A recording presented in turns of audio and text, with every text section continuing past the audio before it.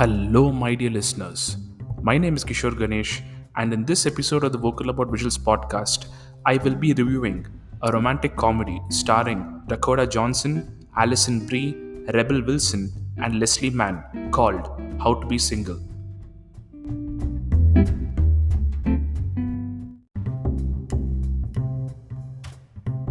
This movie, in some ways, is an anti rom com because out of the four major characters that are portrayed by the previously mentioned actresses, only one of them ends up with their quote unquote assigned pair. The title also is both instructional and indicates that a significant portion of the movie has these characters seeking the answer to this question, how to be single, in exasperation, as made evident by their actions.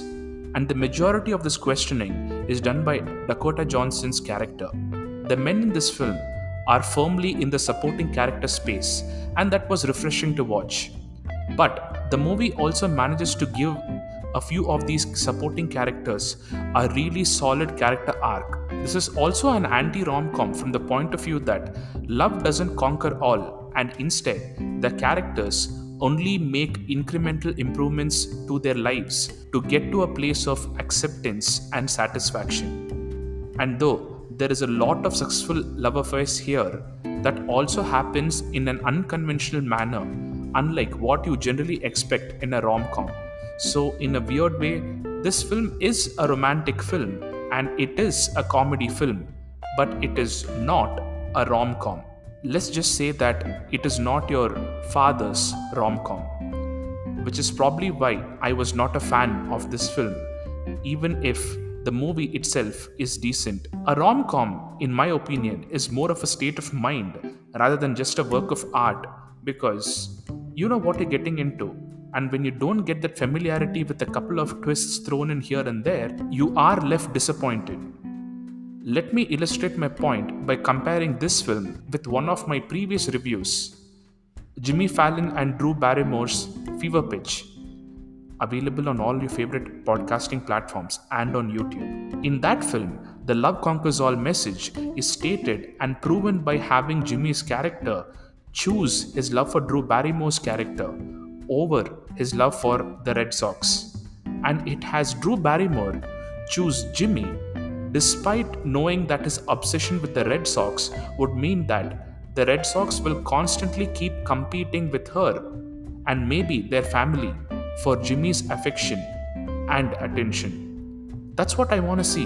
In How to Be Single, however, as much as the messages that are laid out in the film are absolutely right regarding self love, being career oriented, people choosing to address their trauma before they can actually welcome love into their life, etc., etc., the way their stories are brought to a conclusion in this film means that, yes, a few of them find love, but we don't go on the journey with them. So these stories are not that fulfilling, and the characters who actually get the most screen time don't, quote unquote, end up with their significant other. So again, you don't get that rom-com experience. And just when you think, fine, this rom-com is about a person loving themselves, we have the final scene of the film, which I'm not going to spoil here, that teases us with the contrary.